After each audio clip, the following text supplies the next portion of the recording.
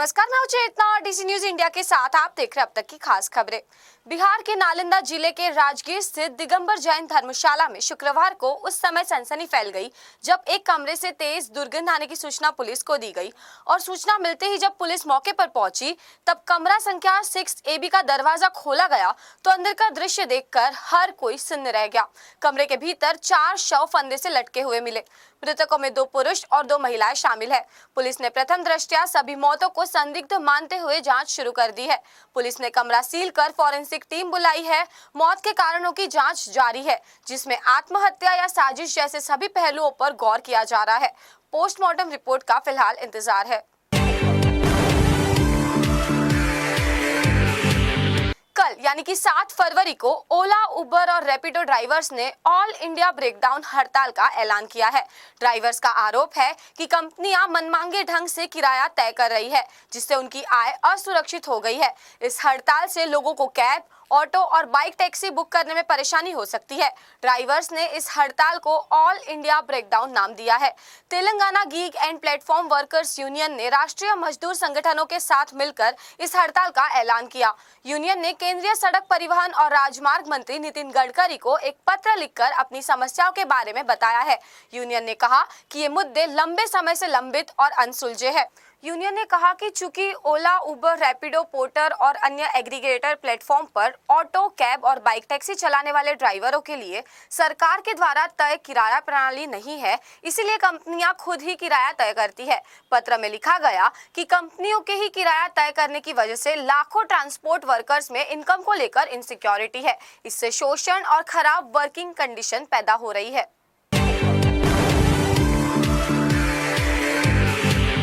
मुंबई में मेयर चुनाव के लिए काउंटडाउन शुरू हो गया है, जिसमें 11 फरवरी को मतदान होगा और नामांकन प्रक्रिया आज से शुरू हो चुकी है। बीएमसी में बहुमत हासिल करने वाली महायुति यानी कि भाजपा और शिंदे सेना के बाद सभी की निगाहें अगले मेयर पर है। यह पद सामान्य वर्ग की महिलाओं के लिए आरक्षित है। भाजपा की ओर से शीतल गंभीर देसाई, रितु तावड़े सहित कई महिला उम्मीदवारों के नाम चर्चा में है। बृहन मुंबई नगर निगम में मेयर का पद सामान्य वर्ग की महिलाओं के लिए फिलहाल रिजर्व किया गया है और 227 सदस्यों वाले सदन में बहुमत का आंकड़ा 114 है, जिसमें भाजपा 89 सीटों के साथ सबसे बड़ी पार्टी बनकर उभरी है, जबकि उसके सहयोगी एकनाथ शिंदे के नेतृत्व वाली शिवसेना ने 29 सीटें जीती है। सुप्रीम कोर्ट ने आज प्रशांत किशोर की जनसुराज पार्टी की उस याचिका पर सुनवाई करने से इनकार कर दिया जिसमें बिहार विधानसभा चुनाव 2025 को चुनौती दी गई थी और एक नए चुनाव कराने की मांग की गई थी। जब कोर्ट ने इस मामले पर सुनवाई करने में अनिच्छा जताई तो याचिकाकर्ता ने हाईकोर्ट जाने की आजादी के साथ इसे वापस लेने का फैसला किया। ऐसे में सीजेआई सूर्यकांत और जस्टिस जयमाल्य बागची की बेंच ने याचिका को वापस लिया हुआ मानकर खारिज कर दिया। सीजेआई सूर्यकांत ने टिप्पणी की कि आपकी पार्टी को कितने वोट मिले। अगर लोग आपको नकार देते हैं तो आप पॉपुलैरिटी पाने के लिए अदालत के पास जाते हैं। सीजेआई ने कहा कि कैश ट्रांसफर स्कीम को चुनौती दी जानी चाहिए थी। इस पर वकील ने कहा कि चुनौती दी जा सकती है। फिर सीजेआई ने बताया कि रिट याचिका में कैश ट्रांसफर स्कीम के खिलाफ कोई प्रार्थना नहीं थी और प्रार्थनाएं पूरे चुनाव को रद्द करने के लिए थी। जब वकील ने कहा कि फ्रीबीज के मुद्दे पर विचार करने के लिए चुनाव के खिलाफ प्रार्थनाओं को अलग किया जा सकता है तो सीजेआई ने उनसे हाईकोर्ट जाने को कहा। चीफ जस्टिस ने कहा कि हाईकोर्ट निश्चित रूप से इस पर विचार कर सकता है और ये पूरे भारत का मुद्दा तो नहीं है। साबरमती नदी किनारे मोटेरा गांव के तालाब की जमीन पर कब्जा कर बनाए गए आसाराम आश्रम के अवैध हिस्से को अब ढहाया जाएगा। गुजरात हाईकोर्ट ने आसाराम आश्रम की याचिका को गुरुवार को खारिज कर दिया और प्रशासन को अवैध अतिक्रमण को हटाने की मंजूरी भी दे दी। याचिका में सरकार द्वारा शहर के मोटेरा क्षेत्र में भूखंड को कब्जा मुक्त करने के प्रयास के खिलाफ आपत्ति जताई गई थी। ये भूखंड नरेंद्र मोदी स्टेडियम और निर्माणाधीन सरदार पटेल खेल परिसर से कुछ ही दूरी पर स्थित है। अदालत के इस फैसले से 2030 के राष्ट्रमंडल खेलों के लिए खेल बुनियादी ढांचे के विकास के लिए भूमि अधिग्रहण का मार्ग प्रशस्त हुआ। सरदार पटेल स्पोर्ट्स कॉम्प्लेक्स का विस्तार हो सकेगा। गुजरात सरकार और अहमदाबाद महानगर पालिका 2030 के राष्ट्रमंडल खेलों की तैयारी के लिए फिलहाल प्रयासरत है।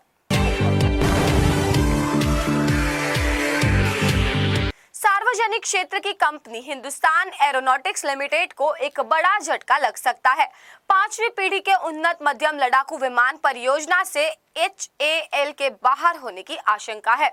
हालांकि इस मुद्दे पर रक्षा मंत्रालय द्वारा अभी तक अंतिम निर्णय नहीं लिया गया है।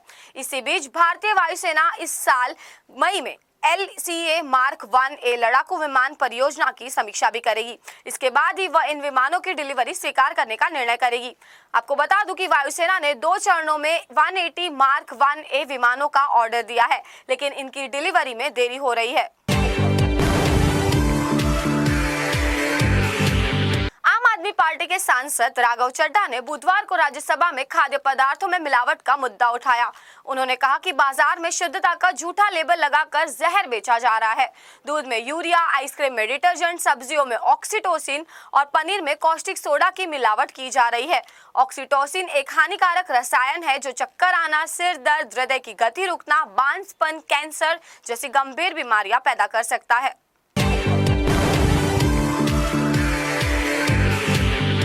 अमेरिका ने पाकिस्तान के बलूचिस्तान में रेकॉर्डिक सोने और तांबे के खनन प्रोजेक्ट में $1.3 बिलियन का निवेश करने की घोषणा की है।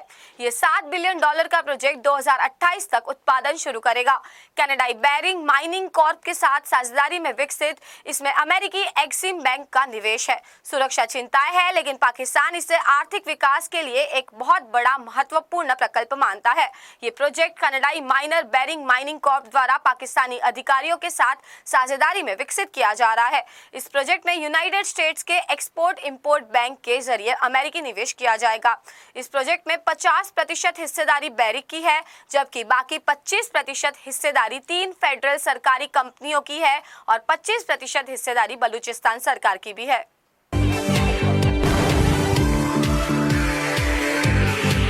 अमेरिकी होमलैंड सिक्योरिटी विभाग द्वारा जारी डेटाबेस में 89 भारतीय मूल के लोगों को अमेरिका के सबसे खतरनाक अपराधियों की सूची में शामिल किया गया है। इस डेटाबेस में हत्यारे, यौन अपराधी और ड्रग तस्कर सहित लगभग 25,000 अवैध विदेशी अपराधी हैं। इन्हें राष्ट्रपति ट्रंप की सख्त आव्रजन नीतियों के तहत गिरफ्तार किया गया था। एक सोशल मीडिया पोस्ट में डिपार्टमेंट ऑफ होमलैंड सिक्योरिटी ने कहा कि वेबसाइट इसीलिए लॉन्च की गई ताकि अमेरिका उन आपराधिक अवैध विदेशियों को देख सके जिन्हें हम गिरफ्तार कर रहे हैं, उनके अपराधों को देख सके और उन कम्युनिटीज को देख सके जहां से हमने इन्हें हटाया है। अमेरिकी न्याय विभाग ने हाल ही में एपस्टीन फाइल से जुड़े लाखों दस्तावेज जारी किए, जिससे जेफरी एपस्टीन के काले कारनामों की चर्चा फिर एक बार तेज हो गई है। इन फाइलों में Elon Musk, Bill Gates, Donald Trump जैसी कई वैश्विक हस्तियों के नाम सामने आए हैं, जिससे दुनिया भर में हलचल मच गई है। हालांकि नाम आने का मतलब सीधे तौर पर अपराध की पुष्टि नहीं है, लेकिन इसने गूगल ट्रेंड्स पर रिकॉर्ड सर्च दर्ज कर दिया है। एपस्टीन फाइल के नए दस्तावेजों में एंड्रयू माउंटबेटन विंडसर की भी तस्वीरें सामने आई है, जिसमें एंड्रयू माउंटबेटन विंडसर की जमीन पर लेटी एक महिला के ऊपर घुटनों के बल बैठे हुए दिखाया गया है।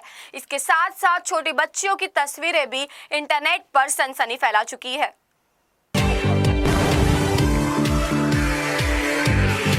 केंद्रीय गृह मंत्री अमित शाह ने शुक्रवार को जम्मू कश्मीर के कठुआ जिले में अंतर्राष्ट्रीय सीमा के पास अग्रिम इलाकों का दौरा किया। ये उनके 2 दिवसीय जम्मू कश्मीर दौरे की शुरुआत है। गृह मंत्री ने हीरानगर सेक्टर के गुरनाम और बोबियान बॉर्डर आउटपोस्ट का दौरा किया और सीमा की रक्षा कर रहे सीमा सुरक्षा बल यानी कि BSF के जवानों से बातचीत की। अधिकारियों ने बताया कि इस दौरे का मकसद आतंकियों की घुसपैठ और हथियार तथा मादक पदार्थों की तस्करी रोकने के लिए सीमा प्रबंधन को और भी अधिक मजबूत करना है।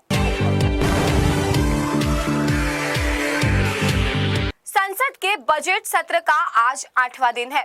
लोकसभा में 8 सांसदों के निलंबन और नेता प्रतिपक्ष राहुल गांधी के वक्तव्य को कथित तौर पर रोके जाने के मुद्दे पर सत्ता पक्ष और विपक्षी दलों के बीच गतिरोध बरकरार है। लोकसभा की कार्यवाही आज भी हंगामे की भेंट चढ़ गई। स्पीकर ओम बिरला ने नाराजगी जताते हुए राज्यसभा की कार्यवाही को पहले 11 बजे तक और फिर दोपहर 2 बजे तक के लिए स्थगित कर दिया। राज्यसभा में फिलहाल प्रश्नकाल चल रहा है, लेकिन ये विपक्ष और सत्ता पक्ष के विरोध की बलि चढ़ रहा है।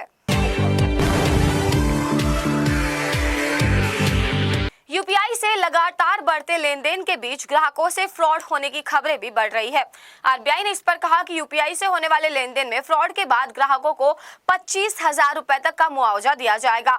इससे आम उपभोक्ताओं के लिए बड़ी राहत माना जाता है। आरबीआई ने रेपो रेट में कोई बदलाव न करने का निर्णय लिया है। रेपो रेट 5.25% पर ही बरकरार रहेगी। इससे पहले करीब एक साल के बीच आरबीआई ने रेपो रेट में 125 बेसिस अंकों की कटौती कर बाजार से नकदी घटाकर महंगाई पर नियंत्रण पाने का प्रयास किया था। रिजर्व बैंक ने कहा कि बाजार में अभी भी 2 लाख करोड़ रुपए की तरलता मौजूद है। नए वित्त वर्ष की पहली और दूसरी तिमाही में महंगाई 4 और 4.2% पर बने रहने का अनुमान है। आरबीआई ने एमएसएमई सेक्टर और किसानों के लिए कर्ज लेना आसान बनाने के लिए भी संकेत दिए हैं। केरल पुलिस ने कथित सीएसआर फंड घोटाले में भाजपा के एक वरिष्ठ नेता एएन राधाकृष्णन समेत 4 लोगों को गिरफ्तार किया है। इनके खिलाफ धोखाधड़ी और आपराधिक विश्वासघात का मामला दर्ज किया है। ये घोटाला सीएसआर फंड का इस्तेमाल करके लोगों को आधे दाम पर स्कूटर और लैपटॉप देने का झूठा वादा करके कथित तौर पर धोखा देने से जुड़ा है। इस मामले में एक महिला की शिकायत पर भाजपा नेता एन राधाकृष्णन समेत 4 लोगों के खिलाफ आईपीसी की धारा 406, 420 और 34 के तहत प्राथमिकी दर्ज की गई है। महिला ने शिकायत में कहा कि उसे 63,500 रुपए लेने के बाद भी स्कूटर नहीं दिया गया। महाराष्ट्र के गढ़चिरौली जिले में चल रहे नक्सल विरोधी अभियान में 2 और नक्सलियों के मारने की खबर सामने आई है, जबकि मुठभेड़ के दौरान घायल हुए एक C60 जवान ने दम तोड़ दिया है।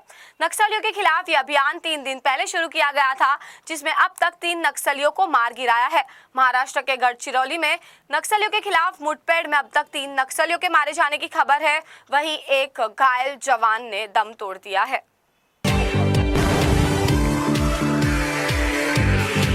तो ये थी अब तक की देश और दुनिया से जुड़ी खास खबरें। ऐसी खबरों के लिए जुड़े रहे चेतना राजा DC न्यूज इंडिया में।